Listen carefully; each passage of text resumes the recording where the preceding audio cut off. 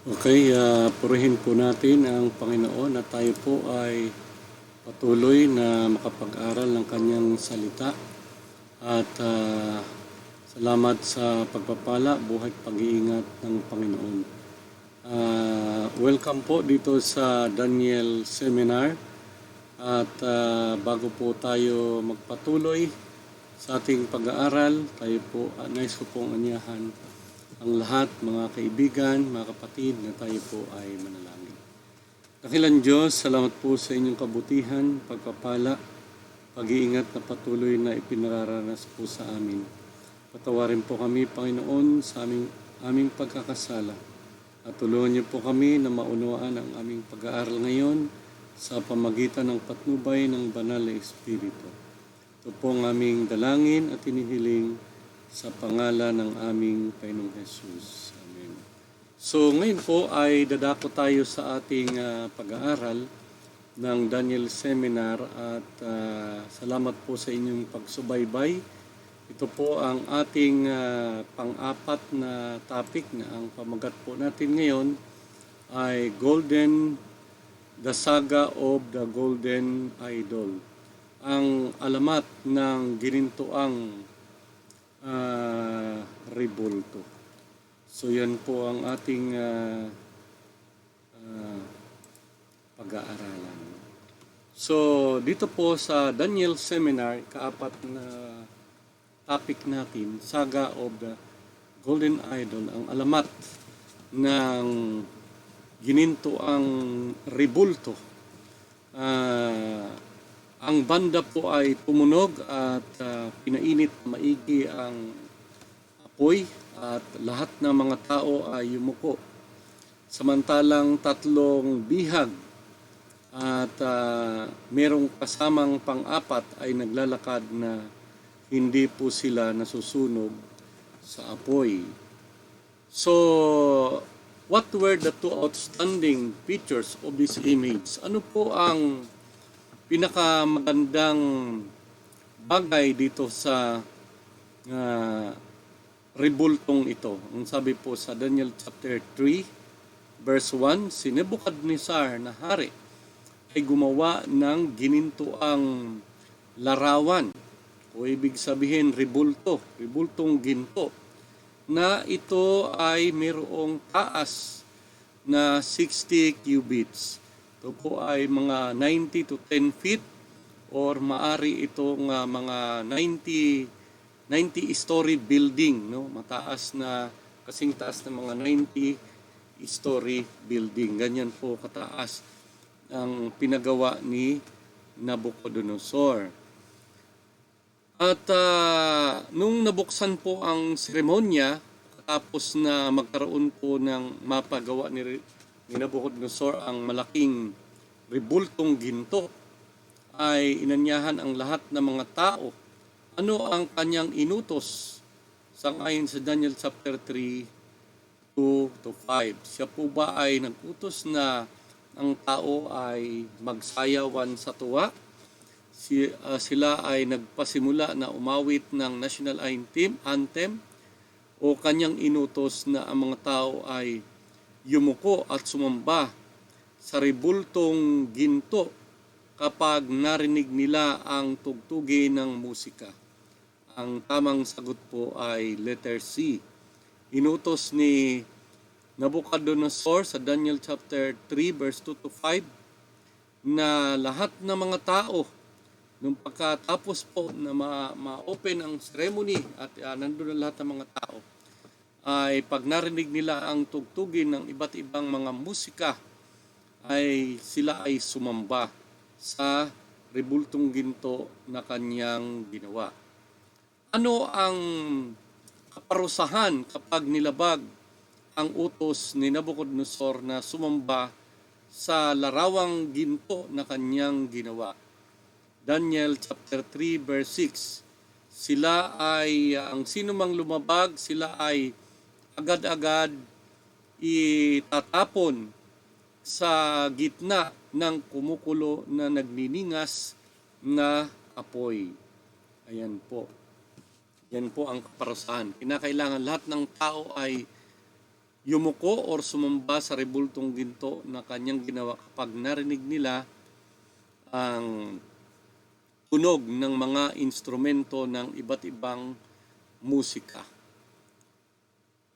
Subalit mayroong isang bagay na nangyari, no? Ito ay masasabing overwhelming sapagkat ang mga tao ay tumugon at libo-libo ang yumuko sa lupa sa harapan ng rebulto. Kaya nga hindi nakakataka na kapag ikaw ay tumanggi ay kamatayan sa pamagitan ng nagdidingas na apoy. Kaya subalit walang isa man ang lumabag, lahat sila ay sumunod. Pero nung nakita ng mga informers ay lumapit agad sila sa hari nang sabi nila, merong kilalang mga tao na hindi yumuko, mahal na hari. Sino yung mga tao na yon na hindi yumuko? Daniel 3 verse 12.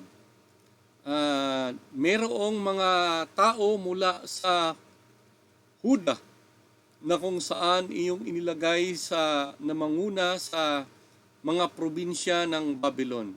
Hindi nila pinaglilingkuran ang iyong Diyos o sinasamba ang rebultong ginto na iyong ginawa. Yan ang sinabi ng mga reporter sa hari. Upon hearing that command had been disobeyed by three Jews, nung marinig po ng hari Nabucodonosor na mayroong lumabag sa kanyang kautusan, ano po ang nangyari sa kanya? Siya ay nag-init, siya ay nag-alab ang kanyang galit. At yung tatlong mga gobernador, the offenders were his three governors. Ang mga lumabag ay walang iba kundi ang kanyang tatlong gobernador, si Shadrach, Meshach at Abednego, na kung saan ay nakatagpo natin doon sa ating pag-aaral ng unang chapter ng Daniel 1. Agad-agad ay dinala siya sa harapan ng hari upang sila ay tanungin at sila kaya ay itatapon sa apoy. Hindi kaagad. Binigyan sila ng pagkakataon. At ito lang ang pwedeng pagkakataon nila, simple lang para mabuhay sila. Yuyuko sila sa rebultong ginto kapag narinig nila ang musika na tutugtog, pero kung hindi, sila ay mamamatay. Very simple lang ang gagawin. Ano ang sinabi ng Nabucodonosor na humamon sa Diyos ni Shadrach, Meshach at Abednego? Daniel chapter 3:15, sino ang Diyos na magliligtas sa inyo mula sa aking mga kamay? So, binigyan ng pagkakataon si Shadrach, Meshach at Abednego. Ang sabi, totoo ba na kayo ay hindi yumuko o sumamba sa rebultong ginto? Binigyan uli sila ng pagkakataon, patutugtugin uli ang mga musika, ang trompeta at lahat ng uri ng mga tugtog sa musika. At pag narinig yun, kayo ay sumamba, yumuko. At ang sabi ng hari, sino ang Diyos na makakapagligtas sa akin?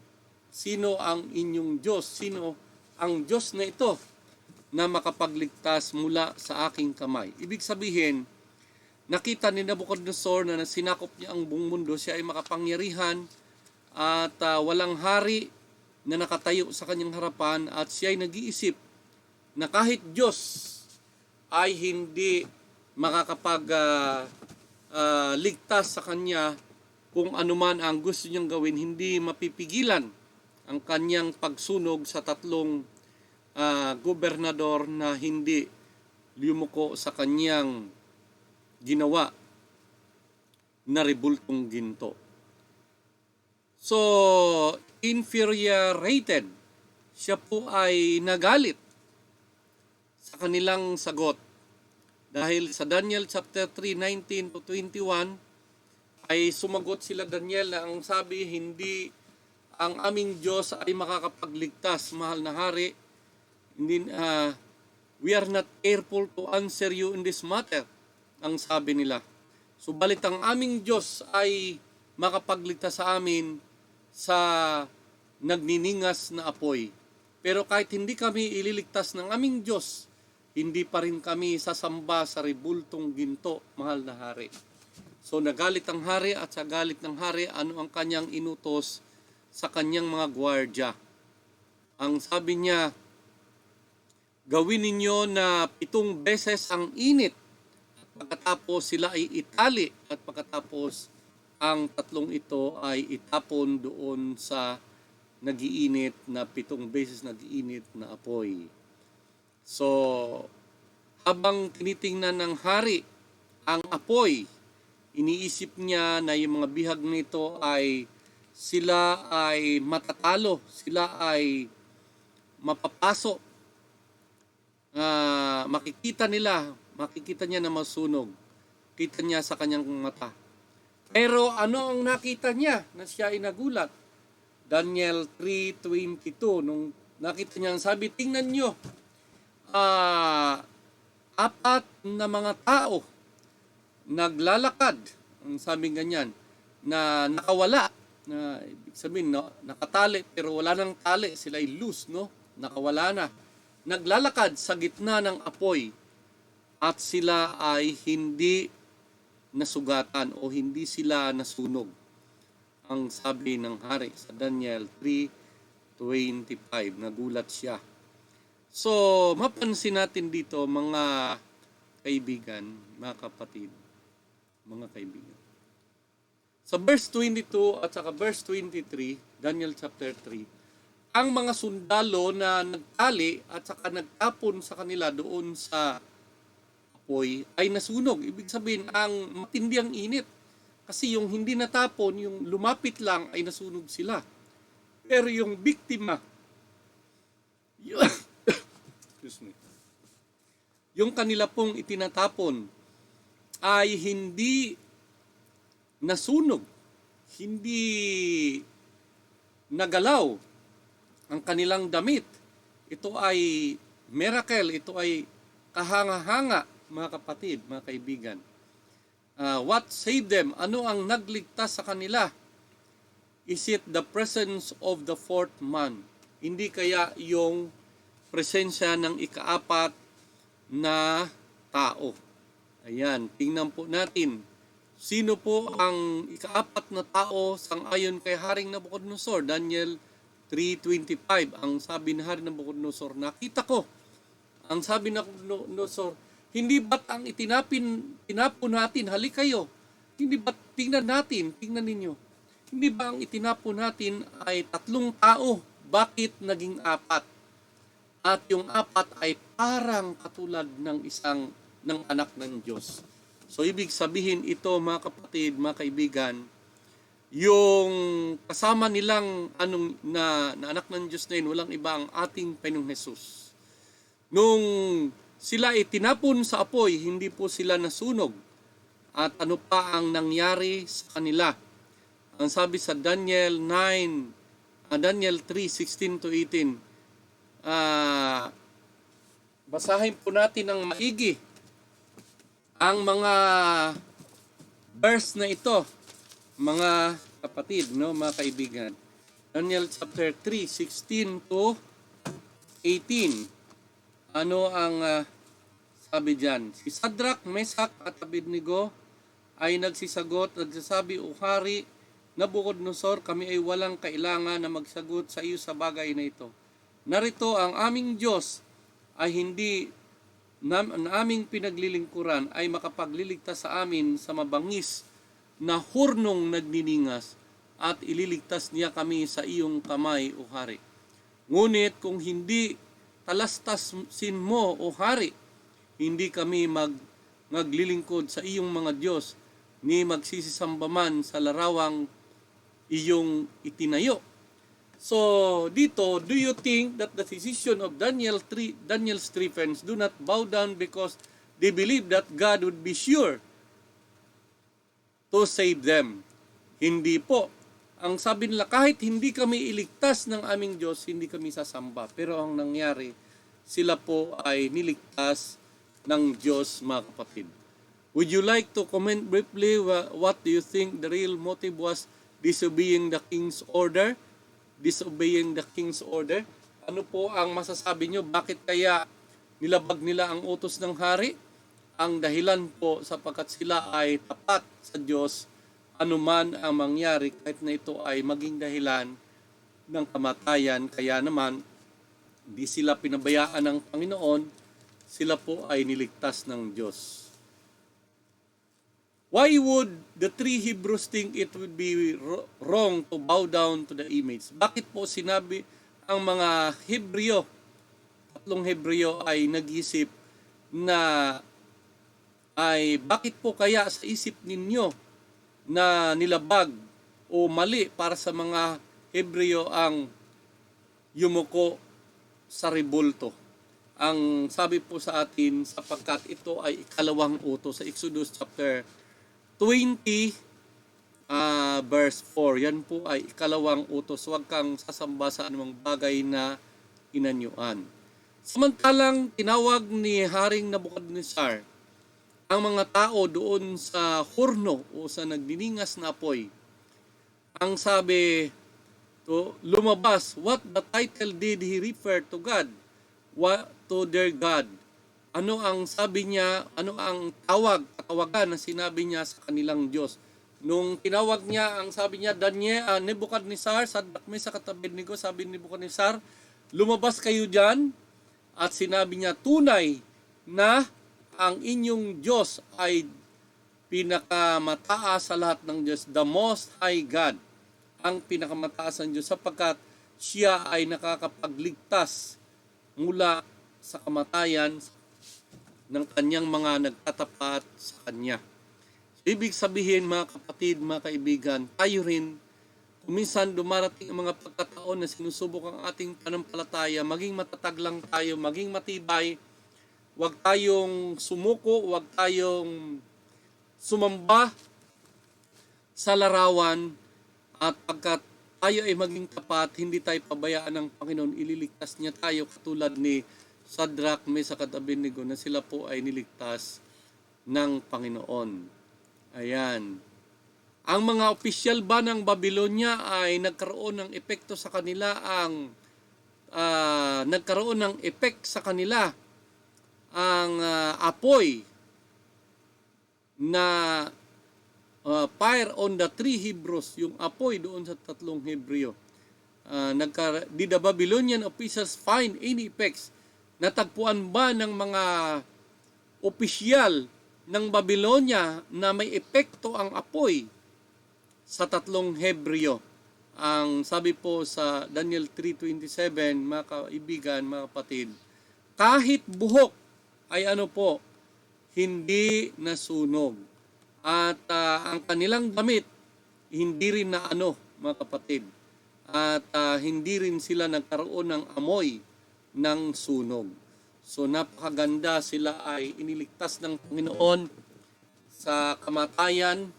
Tayo din naman, mga kaibigan, mga kapatid, kung may mga pagsubok ng dahilan sa panampalataya, kung maging tapat lang tayo sa Panginoon, hindi niya po tayo papabayaan.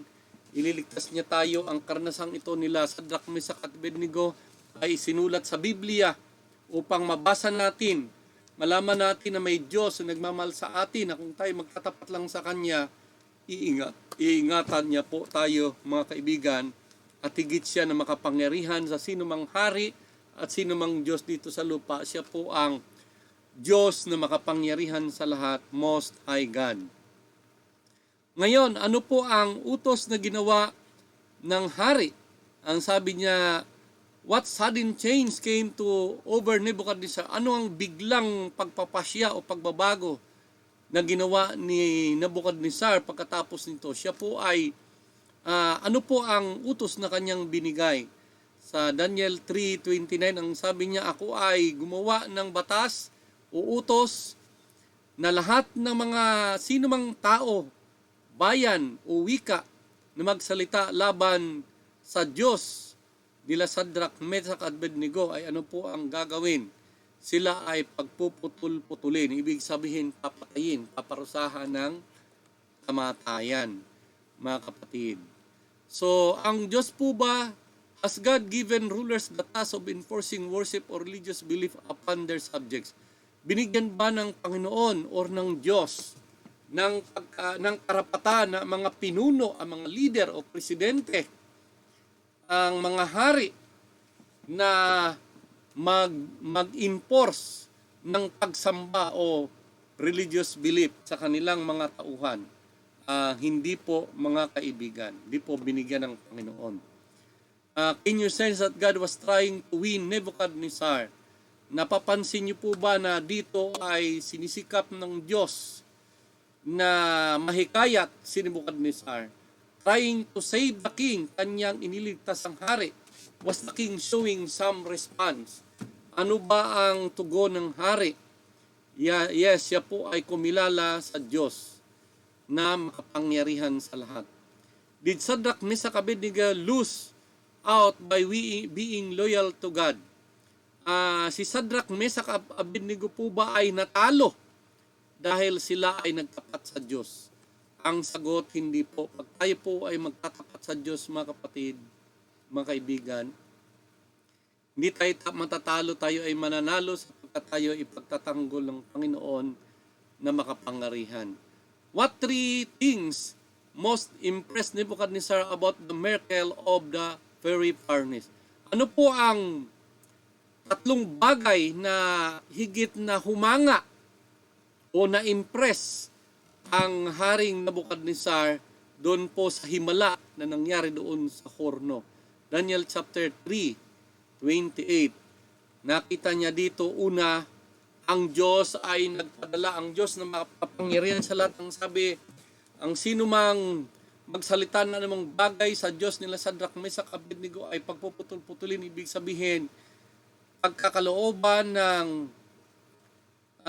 kamatayan, sapagkat ang Diyos ni Shadrach, Meshach at Abednego, pinadala ang kanyang mga anghel at iniligtas ang kanyang mga lingkod na tapat sa kanya, na nagtitiwala sa kanya. Kaya napakahalaga pala, mga kaibigan, mga kapatid, na tayo po ay magtiwala sa Diyos sapagkat yan ay makakatulong upang tayo ay maligtas at tayo ay maging kasangkapan upang makilala din ng iba na hindi nakilala na sa Diyos, na ang Diyos ay makapangyarihan.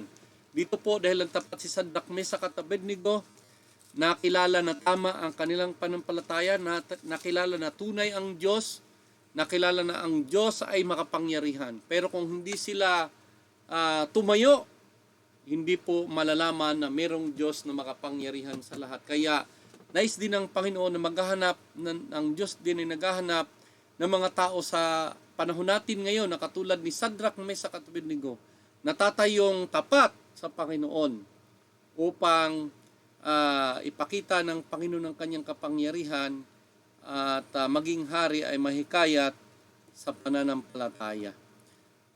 Would you like to have the same kind of loyalty and faith in God as the three heroes of the story?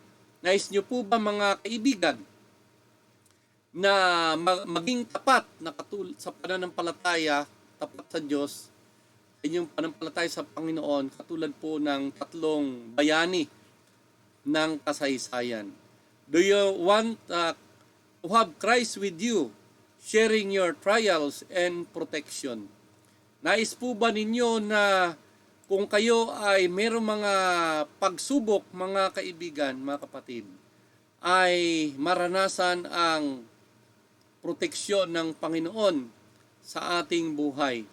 Kung yan po ang inyong nais ko po kayong anyayahan na samantalang tayo ay mananalangin, itaas niyo po ang inyong kamay at tayo ay lumapit sa Diyos. Dakilang Diyos na makapangyarihan sa lahat, salamat po sa aming pag-aaral tungkol sa tatlong Hebreo na naging matatag sa kanilang panampalataya. Bagaman ang kanilang buhay ay nalagay sa panganib dahil ang hari ay nag-utos na lahat ng tao ay yumuko sa ribultong ginto na kanyang itinayo. Inyo po silang iniligtas, Panginoon, sa kapahamakan at kamatayan at ipinakita ang inyong kapangyarihan, ang inyong pag-ibig, ang pagkakataon na mga tao ay maligtas. Panginoon, salamat po sa kasaysayang ito. Nagbibigay po ito ng lakas at tibay sa amin na kung kami naman ay dumanas ng mga pagsubok at kahirapan ng dahilan sa panampalataya, tulungan niyo po kami na maging tapat katulad ni Sadrach, Mesach at Abednego. At kami ay ingatan ninyo sa mga kasamaan at gamitin ninyo na kasangkapan upang ibang mga tao ay makakilala na mayroong Diyos na makapangyarihan at nagliligtas sa mga taong nagtatapat sa Kanya. Maraming salamat, Panginoon, sa pagdinig ninyo sa aming mga dalangin. Ito po ang aming inihiling sa pangalan ng aming Panginoong Jesus. Amen. So, pagpalain po tayo ng Panginoon, mga kaibigan, mga kapatid, sa patuloy ng pag-aaral dito sa Daniel Prophecy Seminar. Sa susunod po ng topic, ika-5 topic, kayo po ay muling inanyahan. Ang pamagat po ay A Despot Dethroned. Yan po ang susunod na pag-aaral natin. So pagpalain po ng Panginoon kayong lahat na sumusubaybay dito po sa ating pag-aaral.